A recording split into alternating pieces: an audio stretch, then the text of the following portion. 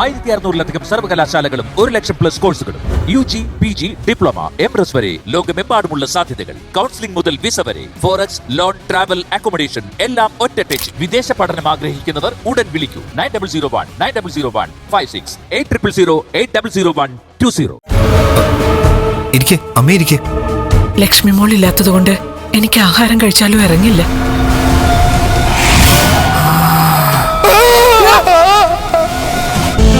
ഓണത്തിന് ഭാര്യയുടെ കൈകൊണ്ടുണ്ടാക്കിയ സദ്യ കഴിക്കണമെന്ന് താൻ ആഗ്രഹിച്ചെങ്കിൽ ഇവിടെ വെച്ചിട്ടായാലും അത് നടന്നല്ലോ. നാളത്തോടെ നാടകം കളി അവസാനിപ്പിക്കുമല്ലോ. ഇനി ഇത് നീട്ടിക്കൊണ്ടുപോകാൻ പറ്റില്ല സാർ. ഓൺലൈനിൽ സാധനം വരുത്തിയാണമ്മേ ജീവിതം മുന്നോട്ട് കൊണ്ടുപോയിക്കൊണ്ടിരിക്കുന്നത്. അതിനെ എല്ലാത്തിനും ആവശ്യത്തിലധികം അസുഖങ്ങളും ഉണ്ട്. എനിക്ക് അധികം നേരം ഇങ്ങനെ സംസാരിച്ചോണ്ട് നിൽക്കാനൊന്നും പറ്റില്ല. നിങ്ങൾ വരുന്നെങ്കിൽ വാ. ചെല്ലടാ, ചെല്ല്. തൽക്കാലം അവളെ ചോടിപ്പിക്കാൻ പറ്റില്ലല്ലോ.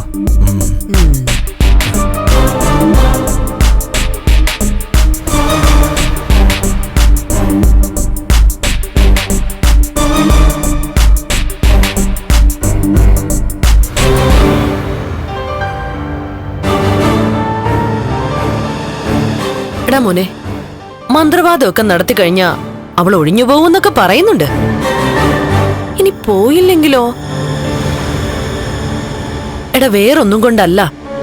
ആ മന്ത്രവാദി ഒരു രക്ഷ എഴുതി കെട്ടിക്കൊടുത്തതിന് ശേഷമാ അവള് കരുണയുടെ അച്ഛന്റെയും മുത്തശ്ശിയുടെയും മുമ്പിൽ പ്രത്യക്ഷപ്പെട്ടത്.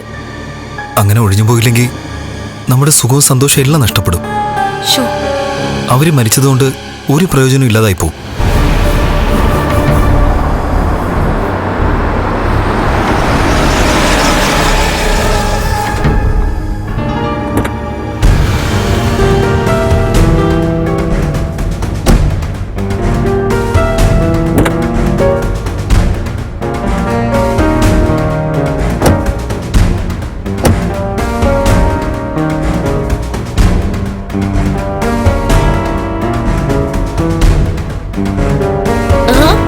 രണ്ടാളും എത്തിയോ?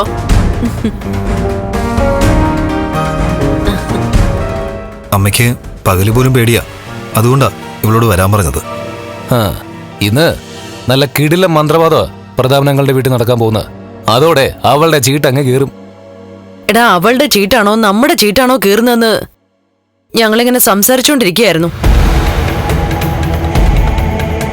ശോ, വല്ലാത്തൊരു ജന്മം അവളുടേത്.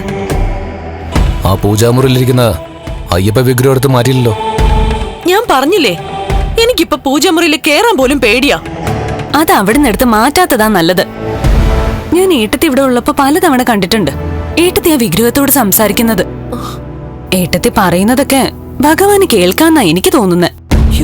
ഇവളിപ്പോ നല്ല മതിപ്പോടെയാണല്ലോ അവരെ കുറിച്ച് സംസാരിക്കുന്നത്. എടാ, ഞാൻ പറഞ്ഞില്ലേ, കുറച്ചു ദിവസമായി ഈ സ്വഭാവം തുടങ്ങിയിട്ട്.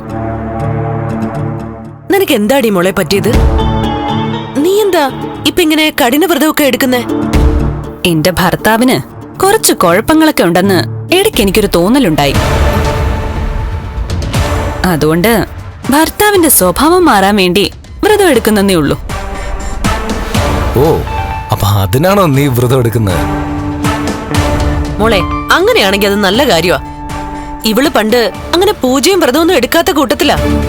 വിശേഷ ദിവസങ്ങളിൽ പോലും ഇവള് നോമ്പ് നോക്കാറില്ല. കണ്ണേട്ടിൽ നിന്ന് വരുമോ? ഒന്നും അറിയത്തില്ല. അവൻ വന്നിട്ടേ ഞങ്ങള് പോകുന്നുള്ളൂ. പയ്യെ പഴയതുപോലെ അവന്റെ വലം കൈയായിട്ട് നിൽക്കണം. ഇനിയിപ്പം വീൽ ചെയറിന്ന് അവനെ കാറി പിടിച്ചു കയറ്റാൻ വേറെ ആൾക്കാരൊന്നും ഇല്ലല്ലോ. പഴയ സ്ഥാനമൊന്നും ആരും മോഹിക്കണ്ട. കണ്ണേട്ടനത്ര ബുദ്ധിയില്ലാത്തവനൊന്നുമല്ല. ഏട്ടത്തിയെ ദ്രോഹിച്ചവരാരെയും കണ്ണേട്ടനെ അടുപ്പിക്കാൻ പോകുന്നില്ല. എടി, നിനക്കറിയാലോ, മഹാലക്ഷ്മി വരുന്നതിന് മുമ്പേ ഈ വീട്ടില് അവൻ ഏറ്റവും ഇഷ്ടം ഉണ്ടായിരുന്നത് നിന്നോടായിരുന്നു. അതുകൊണ്ട് അവൻ വന്നു കഴിഞ്ഞാലേ നീ അവനെ ചുറ്റിപ്പറ്റി അങ്ങ് നിക്കണം. ആര് ചുറ്റിപ്പറ്റി നിന്നാലും ഏട്ടത്തി ഇല്ലാത്ത വീട്ടില് കണ്ണേട്ടന് ഒരു സന്തോഷം കാണില്ല. കല്യാണം കഴിഞ്ഞ ശേഷം സാധാരണ ആണുങ്ങളെ പോലെ അല്ല കണ്ണേട്ടനെ ഏട്ടത്തിയെ സ്നേഹിച്ചത്. ശരിക്കും അവരെ കണ്ണേട്ടൻ ഹൃദയത്തിൽ കൊണ്ട് നടക്കുമായിരുന്നു. അങ്ങനെ വേണം ആണുങ്ങള്.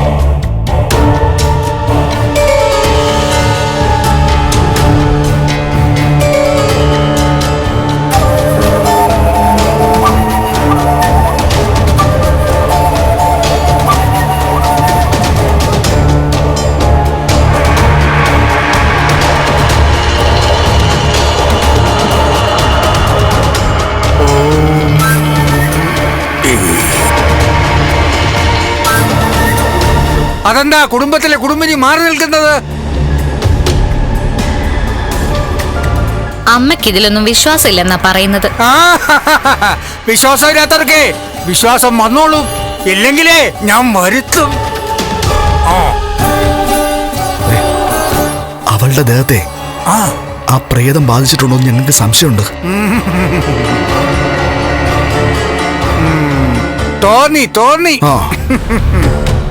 ഞാനിവിടെ വന്ന ശേഷം സാറിന്റെ സഹധർമ്മിണിയെ സൂക്ഷിച്ചു നോക്കിയപ്പോ ആളൊന്ന് പൊളഞ്ഞിരുന്നു. അത് കണ്ടായിരുന്നോ?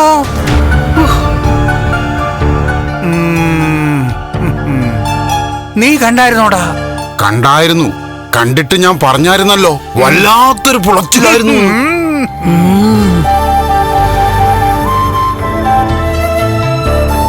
ആ പൊളച്ചിലും വിളച്ചിലും ഒക്കെ ഞാൻ ഇന്നത്തോടെ മാറ്റും. ഈ കളത്തിൽ കയറിയിരുന്ന് ബാധ കയറിയവരൊക്കെ ഏങ്ങരടിച്ച് കരയാൻ പോകുന്ന ദിവസമായിരുന്നു. അതിനുള്ള വിദ്യയൊക്കെ എന്റെ കയ്യിലുണ്ട്.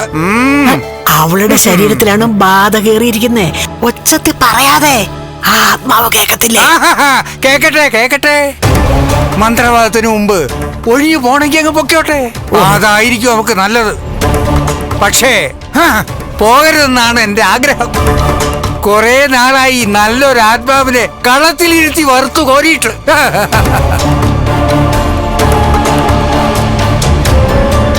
പാമ്പിനെ പിടിക്കുന്നവനെ മാസത്തിൽ ഒരു വർഷം പാമ്പിനെങ്കിലും കിട്ടിയില്ലെങ്കിൽ വലിയ വിഷമോ, അറിഞ്ഞൂടെ? അതുപോരാ ഞങ്ങളുടെ കാര്യവും. ഇടയ്ക്കിടയ്ക്ക് ഇതുപോലൊരു ആത്മാവിനെങ്കിലും കിട്ടിയില്ലെങ്കിൽ പഠിച്ച പണി തുരുമ്പെടുത്തു.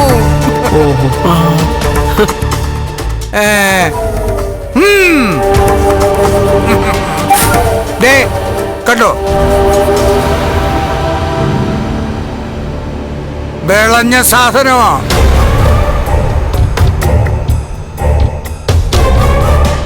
അയ്യോ അയ്യോ അയ്യോ,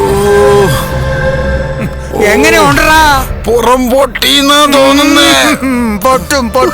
പൊട്ടിക്കും. കണ്ടോ, ഇതുപോലെയാണ് ആത്മാക്കൾ കിടന്ന് നിലവിളിക്കാൻ പോകുന്നത്. വിളിപ്പിക്കും ഞാൻ.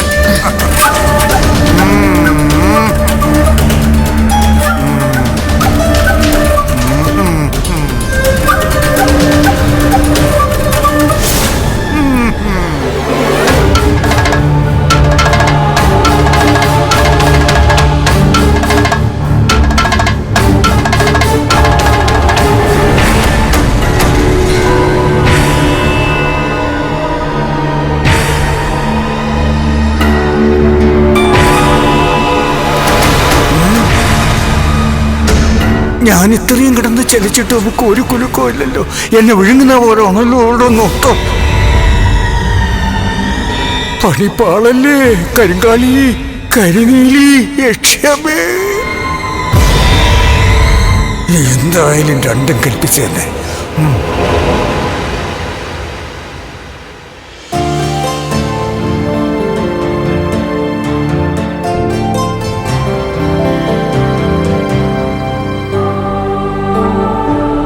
എങ്ങനുണ്ട്?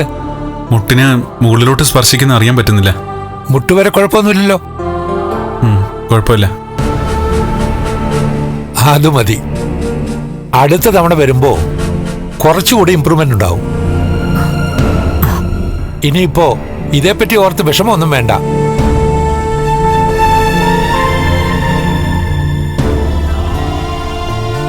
പതുക്കെ പതുക്കെ. സാറേ സൂക്ഷിച്ച്.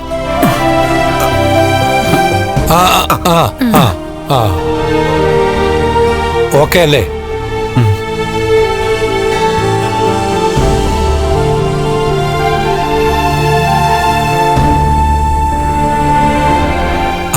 ഇരിക്കെ.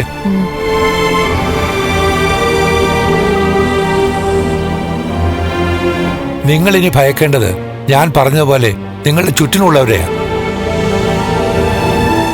മരിക്കാത്ത മഹാലക്ഷ്മിക്ക് കർമ്മം നടത്തുന്നവരാ നിങ്ങളുടെ രണ്ടാളുടെയും ബന്ധുക്കൾ. അതുകൊണ്ട് തന്നെ മരിച്ച മഹാലക്ഷ്മി തിരിച്ചു ചെല്ലുന്നത് അവരെയൊക്കെ സംബന്ധിച്ചിടത്തോളം മരണം തന്നെയാണ്. അങ്ങനെയുള്ള സാഹചര്യത്തിൽ രണ്ടാളും വളരെ ശ്രദ്ധിച്ച് ഓരോ ചുവട് മുന്നോട്ട് വെക്കാവൂ. അതൊക്കെ ഞങ്ങൾക്ക് അറിയാം സാർ. ഇനിയിപ്പോ കണ്ണനെയോ മഹാലക്ഷ്മിയോ നിങ്ങളുടെ ബന്ധുക്കളൊക്കെ എന്തെങ്കിലും ചെയ്തിട്ട് രക്ഷപ്പെടാമെന്ന് അവരാരും കരുതണ്ട. ഞാനും എല്ലാത്തിനും സാക്ഷിയാ. നിങ്ങൾക്കൊരു പോറലേൽപ്പിച്ചാൽ ഈ പറയുന്നവരെയൊക്കെ നിയമത്തിന്റെ മുമ്പിൽ കൊണ്ടുവന്നിരിക്കും. പക്ഷേ പോറലേൽക്കാണ്ട് നോക്കേണ്ടത് നമ്മുടെ ആവശ്യമാണ്. ഞാൻ കണ്ണേട്ടനെ ശ്രദ്ധിച്ചോളാം സാർ. അതുകൊണ്ട് മാത്രമായില്ലല്ലോ ഇപ്പോൾ കണ്ണനെയല്ല അവർ ടാർഗറ്റ് ചെയ്യുന്നത്, മോളെയാ. നിങ്ങളെ വേർപിരിക്കുക അതിന് മരണത്തിനല്ലാതെ മറ്റാർക്കും പറ്റില്ലെന്ന് അവർക്കൊക്കെ അറിയാം. പിന്നെ എന്താവശ്യത്തിനും മാർക്കോയെ വിളിച്ചോണം. ശരി സാർ. അവനിനി നിങ്ങളുടെ കാര്യം കഴിഞ്ഞിട്ടേ മറ്റെന്തുമുള്ളൂ എന്നാ പറഞ്ഞിരിക്കുന്നത്. മാർക്കോയെ ഞങ്ങളുടെ കമ്പനിയിൽ വെക്കാന്ന് പറഞ്ഞിട്ടുണ്ട്. പക്ഷെ അവൻ സമ്മതിക്കണ്ടേ? അങ്ങനെ ഒരിടത്തും ഒതുങ്ങിക്കൂടി ജോലി ചെയ്യാനൊന്നും അവനെ കിട്ടില്ല. എങ്കിലും സ്നേഹിക്കുന്നവർക്ക് ഒരു ആപത്തുണ്ടെന്ന് അറിഞ്ഞാൽ അവൻ പാഞ്ഞെത്തും. അങ്ങനെയുള്ള സൗഹൃദങ്ങളാണല്ലോ നമുക്ക് വേണ്ടത്. പിന്നെ കണ്ണന് സ്വന്തം ബന്ധുക്കളെ കൊണ്ട് പ്രയോജനമില്ലെങ്കിലും തന്റെ സുഹൃത്തും സുഹൃത്തിന്റെ ഭാര്യയുമുണ്ടല്ലോ, അനന്തവും ലേഖയും. അവര് ചങ്കു പറിച്ചു തരുന്നവരാ. അനന്തിനെ പോലെ കുറച്ചധികം സുഹൃത്തുക്കൾ എനിക്കുണ്ട് സാർ. പിന്നെ എന്നെ ജീവനായി കരുതുന്ന കുറച്ച് സ്റ്റാഫുകളും. ഇപ്പൊ ഇയാൾക്ക് പിന്നാലെ മാർക്കോയും വന്നു. ഇവരൊക്കെ തന്നെ എന്റെ സമ്പാദ്യം. സ്നേഹിക്കുന്നതും സ്നേഹിക്കപ്പെടുന്നതും ഒരു സുഖമാണ്. അതിനപ്പുറം പണത്തിന് മൂല്യമില്ല എന്ന് ചിന്തിക്കാൻ കഴിയാത്തവരാണ് തെറ്റുകളിൽ നിന്ന് തെറ്റുകളിലേക്ക് പോകുന്നത്. എന്നാ പിന്നെ ഇനി പുറപ്പെടുകയല്ലേ? അപ്പോഴേ നിങ്ങൾ നേരെ പോകുന്ന മന്ത്രവാദ കളത്തിലേക്കല്ലേ?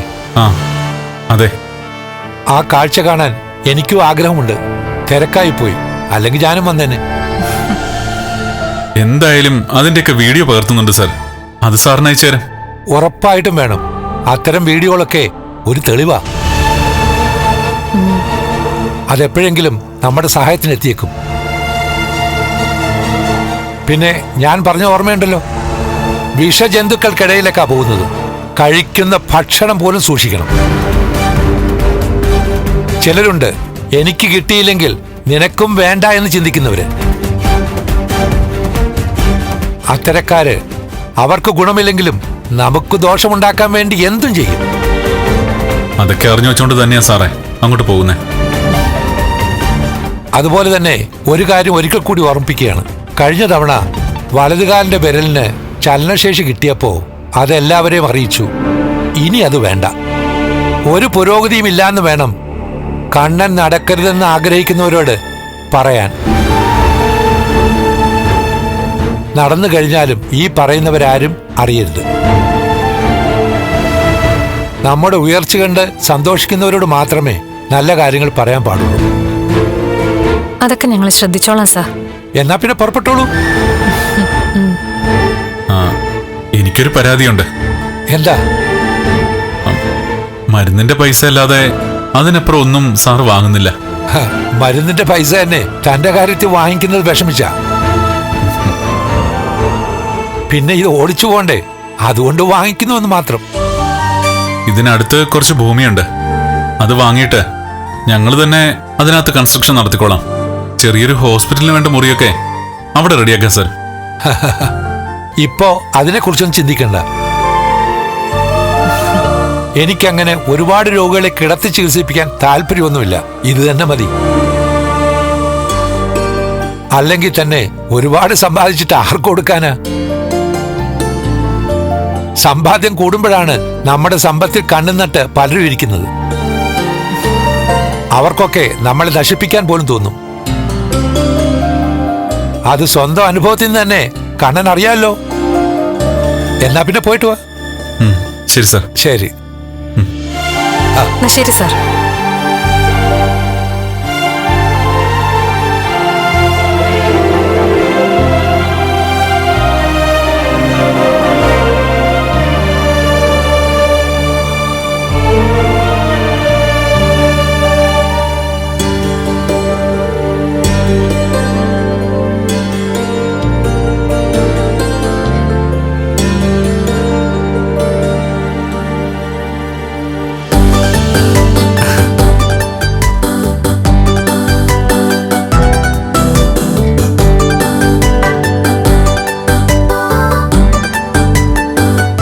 മഹാലക്ഷ്മി, അവിടെ തന്റെ വീട്ടില് ഹോമത്തിനുള്ള കളമൊക്കെ ഒരുക്കി കഴിഞ്ഞു. ഓഹോ, അതറിഞ്ഞോ? എന്റെ ചങ്ങാതിമാരായിട്ട് നിൽക്കുന്ന ചിലരുണ്ടല്ലോ, അവരവിടെ റോന്ത് ചുറ്റി കാര്യങ്ങളൊക്കെ അപ്പപ്പ അറിയിക്കുന്നുണ്ട്. ആ മന്ത്രവാദിയെ മാർക്കൊക്കെ അറിയാന്നാ പറഞ്ഞേ? അതെ, കാട്ടിനകത്തുള്ള അമ്പലത്തിലുള്ള ആളാ. അന്ന് മഹാലക്ഷ്മിയെ ഞാൻ ഗുണ്ടകളിൽ നിന്ന് രക്ഷിച്ചതും ഒരു കാട്ടിനകത്തുള്ള അമ്പലത്തിൽ നിന്നായിരുന്നല്ലോ. അവിടേക്ക് ഞാനും ലോപ്പസും കൂടി ഇടയ്ക്കിടയ്ക്ക് പോകാറുണ്ട്. ഈ മന്ത്രവാദിയെ അങ്ങനെ എനിക്കറിയാം. ഇപ്പൊ ഈ സംഭവമായിട്ട് ബന്ധപ്പെട്ട് അയാൾക്ക് എന്തുമാത്രം ശക്തിയും സിദ്ധിയും ഉണ്ടെന്ന് മനസ്സിലാക്കാൻ പറ്റി. അയാൾ നല്ലൊരു പൂജാരി ആയിരുന്നെങ്കിൽ പ്രതാപനും അയാളുടെ അമ്മയും കൂടെ ചെന്നപ്പോ തന്നെ ഇതിന്ന് ഒഴിഞ്ഞേനെ. അപ്പൊ അയാളൊക്കെ പൂജിക്കുന്ന ദൈവങ്ങളുടെ കാര്യം ഒന്ന് ആലോചിച്ച് നോക്ക്. പല ശക്തിയുള്ള അമ്പലങ്ങൾക്കും ഒരു പവറും ഇല്ലാതായി തീരുന്നത് ഇതേപോലുള്ള പൂജാരിമാര് ദൈവങ്ങളെ സേവിക്കുമ്പോഴാ. എന്നാ പിന്നെ പുറപ്പെടാം. ആ ജയപാലേട്ടാ സാറേ, എന്ത് ആവശ്യം ഉണ്ടെങ്കിലും വിളിച്ചോണം കേട്ടോ. സാറായിട്ടൊന്നും പറയത്തില്ല. ഇവിടെ എന്തെങ്കിലും സാമ്പത്തിക ബുദ്ധിമുട്ടുണ്ടായാല് ഒന്ന് വിളിച്ചാൽ മാത്രം മതി. ബാക്കിയൊക്കെ ഞാൻ നോക്കിക്കോളാം. അങ്ങനെയുള്ള സാമ്പത്തിക ബുദ്ധിമുട്ടൊന്നും ഇല്ല സാറേ. ആ അപ്പൊ ഇനി അടുത്ത വരവിന് കാണാം. ആയിക്കോട്ടെ.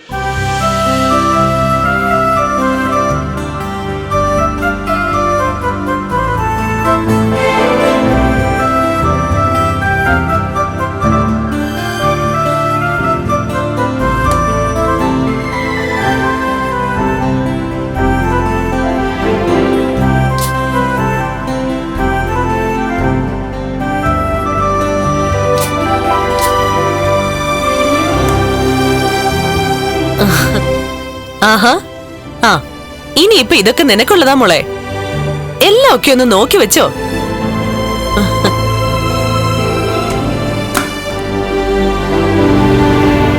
എനിക്കിതൊന്നും വേണ്ട. ഞാൻ പിന്നെ എല്ലാം ഒന്ന് നോക്കിയെന്നേ ഉള്ളൂ. എന്താ മോളെ, നിനക്ക് മൊത്തത്തിലൊരു നിരാശയുണ്ടല്ലോ.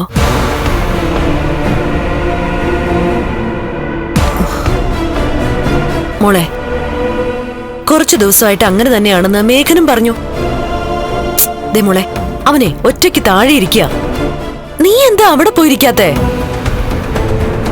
അതിന് ഞങ്ങള് പുതുമോടികളൊന്നും അല്ലല്ലോ. അല്ലേ? എന്റെ അമ്മേ, അയാൾ എന്റെ മുറച്ചെറുക്കനാ. അതുകൊണ്ട് ഓർമ്മ വെച്ച കാലം മുതല് ഞങ്ങൾ കാണുകയും സംസാരിക്കുകയും ഒക്കെ ചെയ്യുന്നതാ.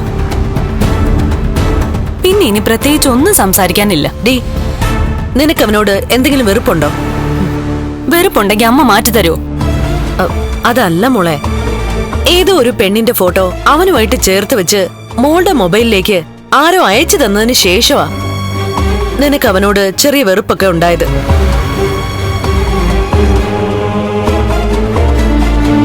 മോളെ, അതൊക്കെ നമ്മുടെ ശത്രുക്കൾ ചെയ്തതാണെന്ന് ഞാൻ പറഞ്ഞില്ലേ? അതുകൊണ്ടാണല്ലോ മോളെ അവർക്കൊക്കെ തിരിച്ചടിയും കിട്ടിയത്. ഡി, നീയും മേഘനും തമ്മിൽ പിരിയണോന്ന് ഏറ്റവും കൂടുതൽ ആഗ്രഹിച്ചതാ മഹാലക്ഷ്മിയാ. മേഘൻ അവളുടെ പിന്നാലെ നടന്നെന്നും അവള് തല്ലിയെന്നൊക്കെ അവള് പറഞ്ഞില്ലേ? കല്ല് വെച്ച നുണകള് പറഞ്ഞവളെ മേഘൻ തന്നെയാ ഇപ്പൊ നശിപ്പിച്ചു കളഞ്ഞത്.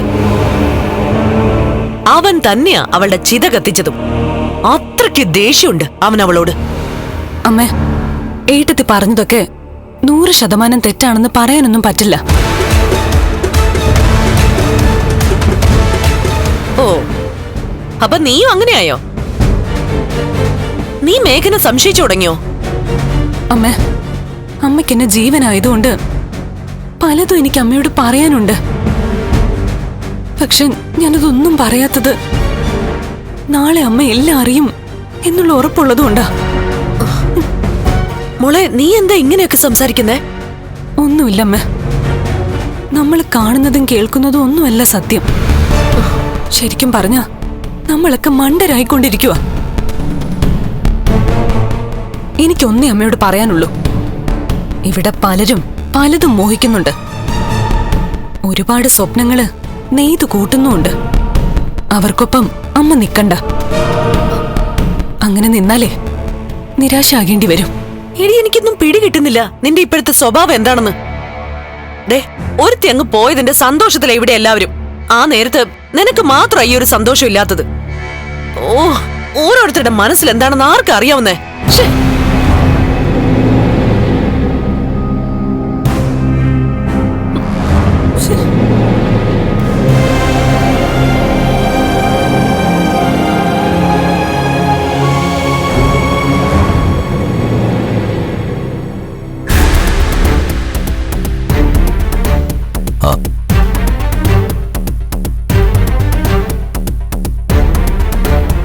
എടാ മോനെ, അവൾക്കൊരു മാറ്റവും ഇല്ലല്ലോ.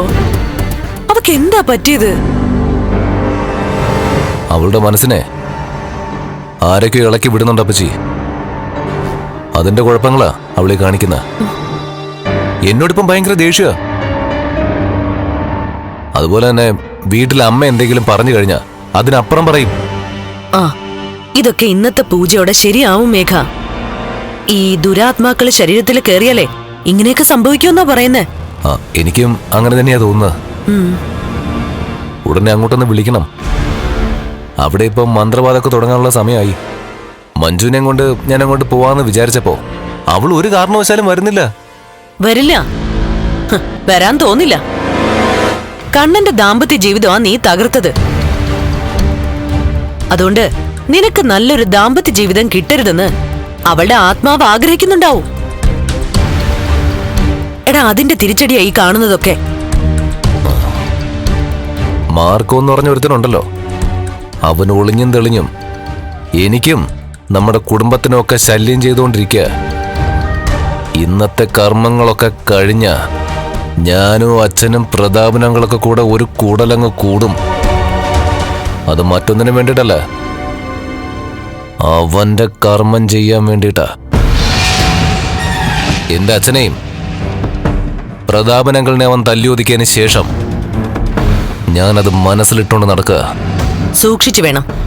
വാമേട്ടൻ പറയുന്നത് അവൻ എന്തും ചെയ്യാൻ മടിയില്ലാത്ത ഒരുത്തനാണെന്നാ. പോരാത്തതിന് 4-5 പേരെ ഒറ്റയ്ക്ക് നിന്ന് തല്ലാനുള്ള ആരോഗ്യം ഉണ്ടെന്നാ പറഞ്ഞത്. അതൊക്കെ സത്യാപ്പച്ചി. അതുകൊണ്ട് നേരിട്ടൊരു യുദ്ധത്തിനല്ല ഞങ്ങൾ പോകുന്നത്.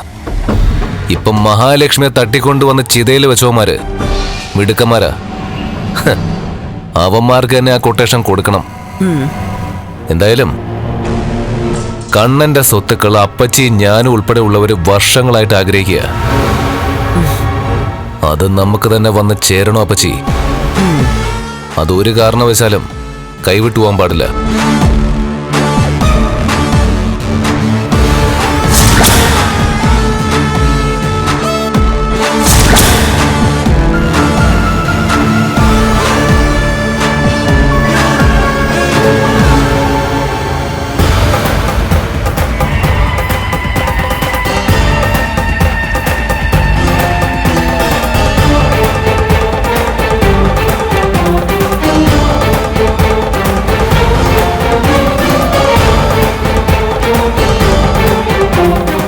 കരിങ്കാളി ദേവി,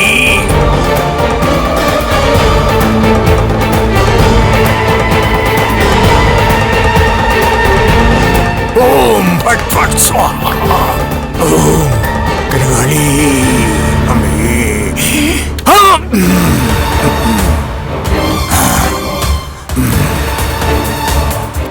അതെ, ഇത് മുനി കട്ടിയ ചെലവും കൂടും കേട്ടോ. അത് എത്ര വേണമെങ്കിലും തരാമെന്ന് ഞാൻ പറഞ്ഞാണല്ലോ. അവളുടെ ശല്യം ഇനി ഞങ്ങൾക്ക് ഉണ്ടാവരുത്. അതെ, ഈ രക്ഷ കെട്ടിയിട്ട് ഒരു പ്രയോജനവും ഇല്ല. അതുപോലെ ആകരുത് ഈ കർമ്മം. അവളെ ഇന്ന് ഞാൻ ഇവിടെ വരുത്തും. ഇവിടെ ഈ കളത്തിനകത്ത് അവൾ വന്നിരിക്കും. അത് ഞങ്ങൾക്ക് നേരിട്ട് കാണാൻ പറ്റൂ? പറ്റും. നിങ്ങൾക്കല്ല, എനിക്ക്. ഞാനും അവളും കൂടെ ഒരു സംസാരമുണ്ട്. അത് കഴിഞ്ഞ് ഇത് കണ്ടോ, ചാണകത്തിൽ പഠിപ്പിച്ചെടുത്ത ചൂരില്ല. ഇതുകൊണ്ട് അവളുടെ പാദം മുതൽ തലനാരി വരെ തല്ലി ചതയ്ക്കും ഞാൻ. പിന്നെ മീനിനെ വരിയുന്ന പോലെ അവളുടെ പുറത്ത് പാടുകൾ വീഴുന്നത് കാണാം. അല്ലല്ല, എനിക്ക് എന്തായാലും ശരി, ഇന്നത്തോടെ ഞങ്ങൾക്ക് രാത്രിയെ പേടിക്കാതെ ജീവിക്കണം. ഇന്നു മുതൽ അവളാണ് പേടിക്കാൻ പോകുന്നത്. ആലിൽ തറച്ചാലുണ്ടല്ലോ, അതിനകത്ത് കിടന്ന് ശ്വാസം മുട്ടും, നിലവിളിക്കും. പക്ഷേ ആ നിലവിളി കേൾക്കാൻ ആരും ഉണ്ടാവില്ല എന്ന് മാത്രം. അവൾക്കൊപ്പം ഇപ്പൊ ചുറ്റിത്തിരിയുന്ന ദുരാത്മാക്കൾ പോലും. അത്രയ്ക്ക് കടുത്ത മന്ത്രമായ എന്റേത്.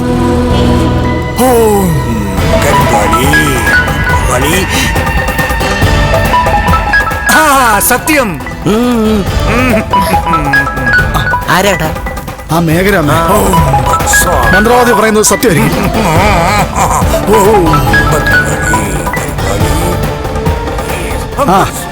മേഘ, എന്താ കളം വരച്ച് മന്ത്രവാദം തുടങ്ങി. ഇനി ആർക്കും അവളുടെ ഒരു ശല്യം ഉണ്ടാവില്ല. അവളെ ഇന്നത്തോടെ അങ്ങ് ആവിയാവാൻ പോവാ. ഇന്നത്തോടെ രാത്രിയിൽ ഇറങ്ങി നടക്കാൻ പറ്റൂലോ അങ്ങളെ? പറ്റിയില്ലെങ്കിൽ പരാതി പറഞ്ഞാൽ മതി. ശരി അങ്ങളെ, ഇനി പൂജ കഴിഞ്ഞ് ഞാൻ വിളിച്ചോളാം. ഓ ആയിക്കോട്ടെ.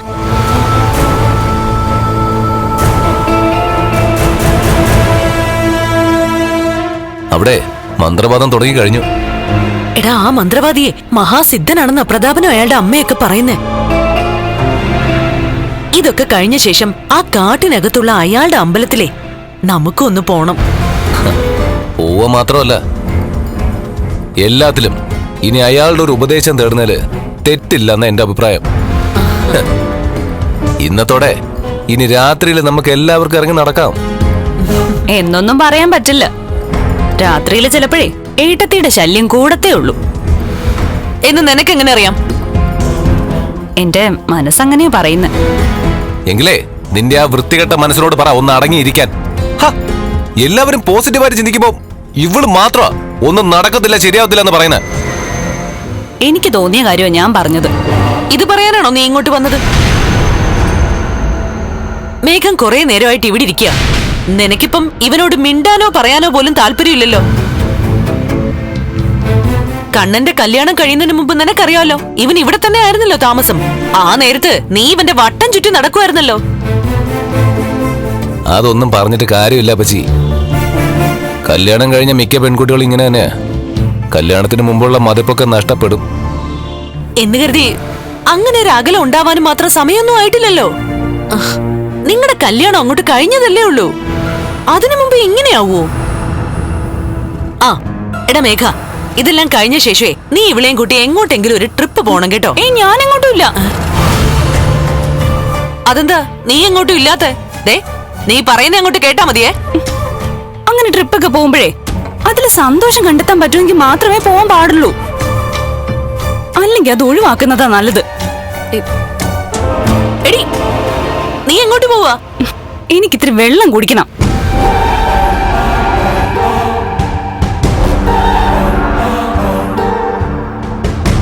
ആ ഇവളിപ്പോ എങ്ങനെയാ അപ്പച്ചി? ഞാൻ പറയുന്നതേ, ഈ മന്ത്രവാദമൊക്കെ കഴിഞ്ഞതിന് ശേഷം ഇവളുടെ കാര്യത്തിലൊരു പ്രശ്നം വെപ്പിക്കണം. ഇവളുടെ ദേഹത്ത് ഇനി ബാധയോ മറ്റോ കയറിയെന്ന് പറയാൻ പറ്റില്ല.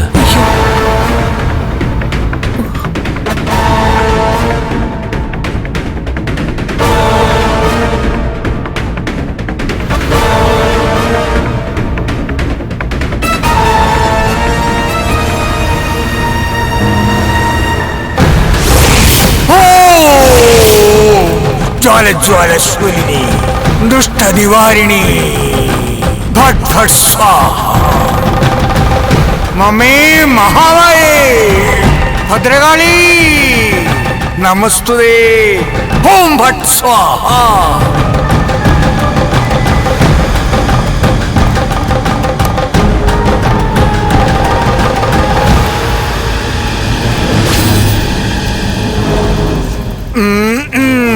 താപസളക്കാൻ നോക്കണ്ട,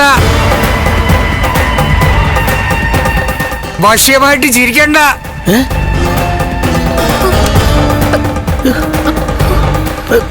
മോളോടല്ല, ആത്മാവ് വന്നിട്ടുണ്ട്. മോള് പേടിക്കണ്ട.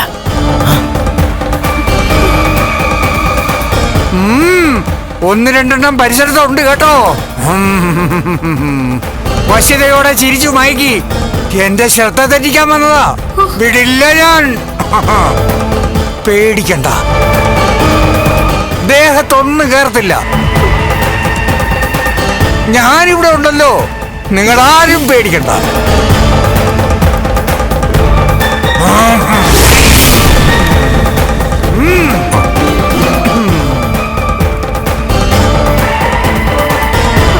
എല്ലാവരുടെയും തലയ്ക്ക് കുഞ്ഞെടുക്ക്.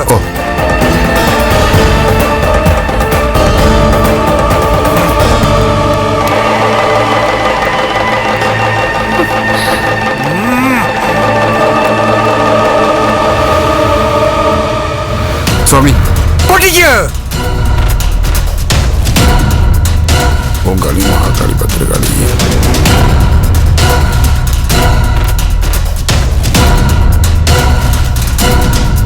ഓം കരികാളി സ്വാഹ.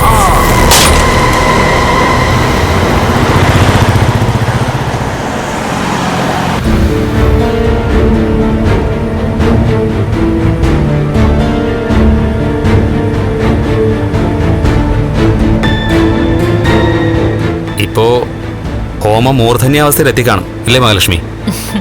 അറിയില്ല. ഈ മന്ത്രവാദം എന്നൊക്കെ പറഞ്ഞ് എന്തൊക്കെ തട്ടിപ്പാ നമ്മുടെ നാട്ടിൽ നടക്കുന്നത്. ആൾക്കാരതൊക്കെ വിശ്വസിക്കുന്നുണ്ടല്ലോ. ഇപ്പൊ അത് കൂടിയിട്ടുണ്ട്. ഇന്ന് എന്തായാലും ഈ മന്ത്രവാദിയെ നമുക്ക് ശരിക്കങ്ങ് തളയ്ക്കണം.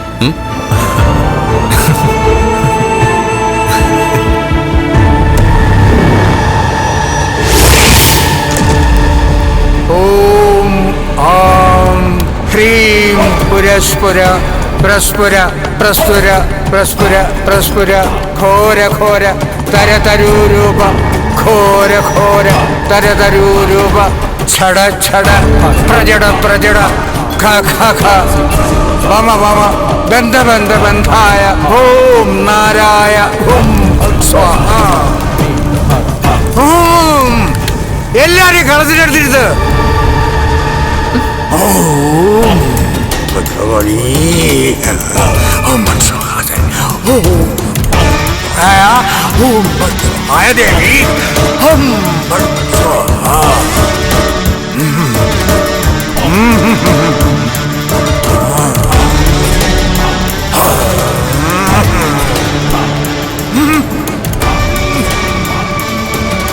ഈ വീട്ടിലുള്ള എല്ലാവർക്കും ഞാൻ പറഞ്ഞത് ബാധകമാണ്. ഇവിടെ വന്ന് കളത്തിന് മുന്നിൽ ഇരിക്കൂ. വേണ്ട, എനിക്ക് താല്പര്യമില്ല. അവളുടെ ദേഹത്ത് സാധനം ഉണ്ടെന്ന് ഞാൻ പറഞ്ഞില്ലേ സ്വാമി, അതാ അവള് വരാത്തെ. വന്നോളും വന്നോളും വരും. പൂജ അങ്ങോട്ട് കൊടുക്കുമ്പോ ഏത് വരാത്ത ആത്മാവും ഇവിടെ വരും എന്റെ മുന്നിൽ. അല്ല ഇനി വരുവോ? വരുമായിരിക്കും, വരണമെങ്കിൽ വരട്ടെ. കരിങ്കാളി, ഭദ്രകാളി,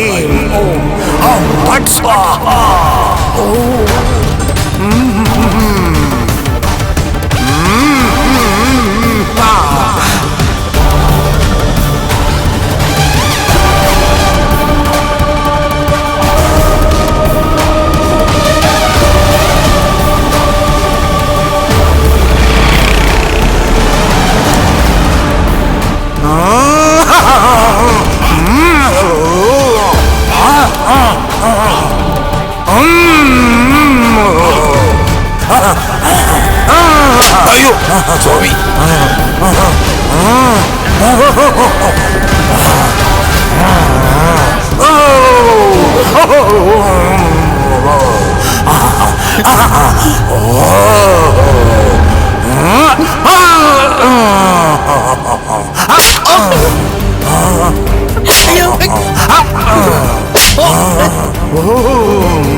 ഈ ശരീരത്തിലില്ല.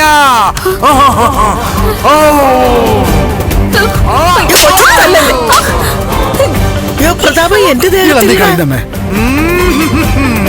ഈ ശരീരത്തിലും ഇല്ല. എന്നെ തല്ലണ്ട. എന്റെ ശരീരത്തിൽ കാണാനുള്ള ഒരു സാധ്യതയില്ല. എന്റെയും ഇല്ല. അങ്ങനെയൊന്നും പറഞ്ഞാൽ പറ്റത്തില്ല. എനിക്ക് ബോധ്യം വരണം. അമ്മേ മഹാവായേ.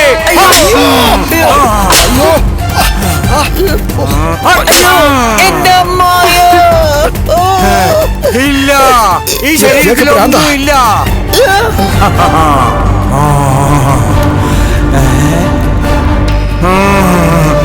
അമ്മേ.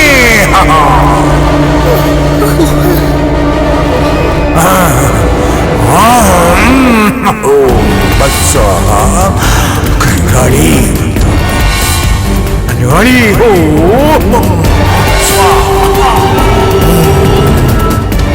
പോരട്ടെ.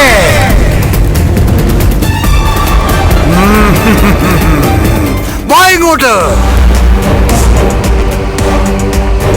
ഇറങ്ങി വാ. പോരട്ടെ.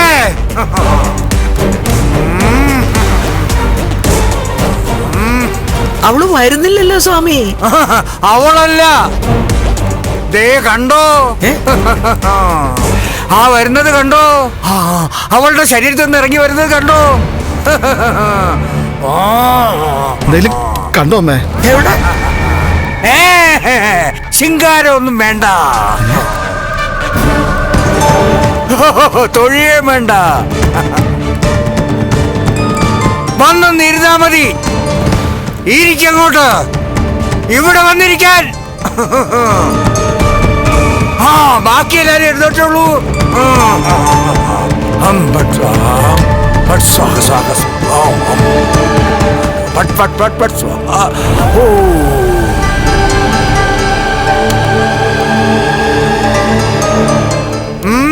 ഇരിക്കവിടെ. എന്താ എന്താ നിന്റെ ആവശ്യം? ആരോടാ? അവളായിരിക്കും. ആഗ്രഹങ്ങൾ പറഞ്ഞോളൂ.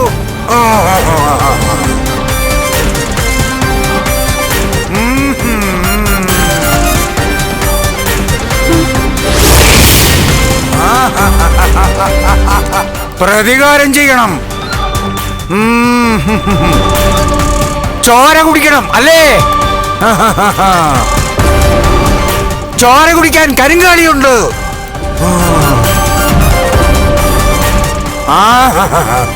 ദേവിയുടെ പണി നീ ചെയ്യണ്ട.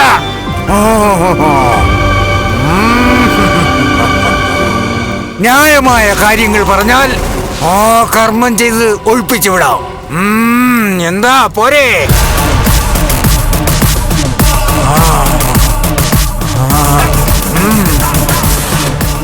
ഇത് കണ്ടോ?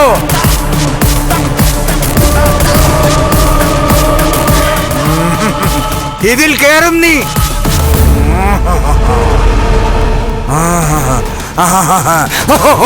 മുടിയൊഴിച്ചു കൊടയണ്ട.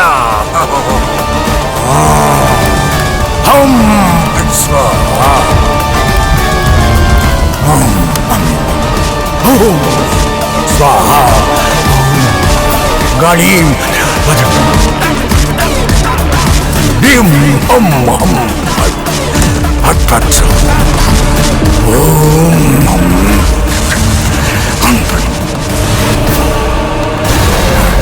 ഗണീം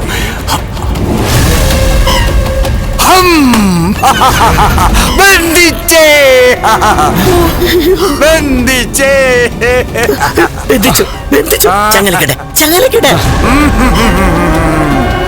കുഴപ്പമില്ല. അവിടെ ആട്ടം തീർന്നു. അവിടെ ആട്ടം തീർന്നു.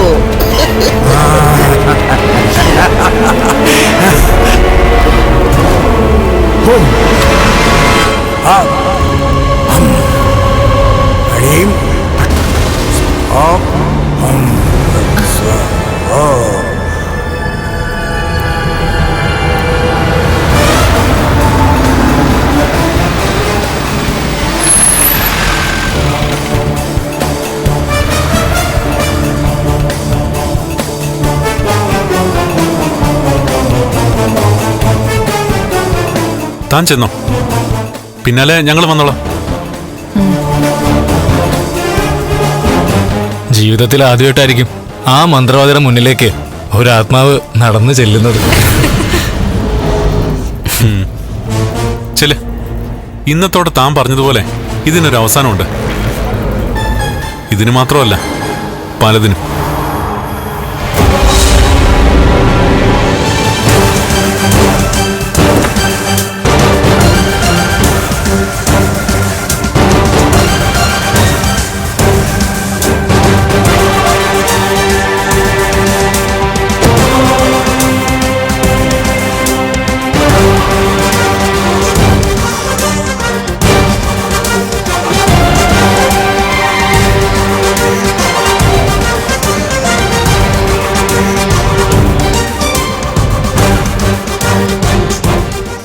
ആ മന്ത്രവാദിയുടെ ചീട്ട് ഇന്നത്തോടെ കയറും സാർ. നമ്മൾ കയറിയിരിക്കും സാറേ. എല്ലാം വീഡിയോയിൽ പകർത്തണം കേട്ടോ. അത് നമുക്ക് എത്തിക്കേണ്ടിടത്തൊക്കെ എത്തിക്കണം. തീർച്ചയായും. പിന്നെ മന്ത്രവാദി ദൈവത്തെയും പൂജിക്കില്ല, പ്രേതത്തെ ഒഴിപ്പിക്കാനും നടക്കില്ല. ആൾക്കാർക്ക് വിശ്വാസത്തിൽ വരെ അന്ധവിശ്വാസം കൂടിയ കാലം ഇത്. അതുകൊണ്ട് എന്ത് നടക്കും? അതുകൊണ്ടിപ്പോ എന്താ, ഇന്നത്തെ കാലത്ത് ഏറ്റവും കൂടുതൽ വരുമാനം ഉണ്ടാക്കുന്നതും ദേ ഇതുപോലുള്ള കള്ള മന്ത്രവാദികളാ.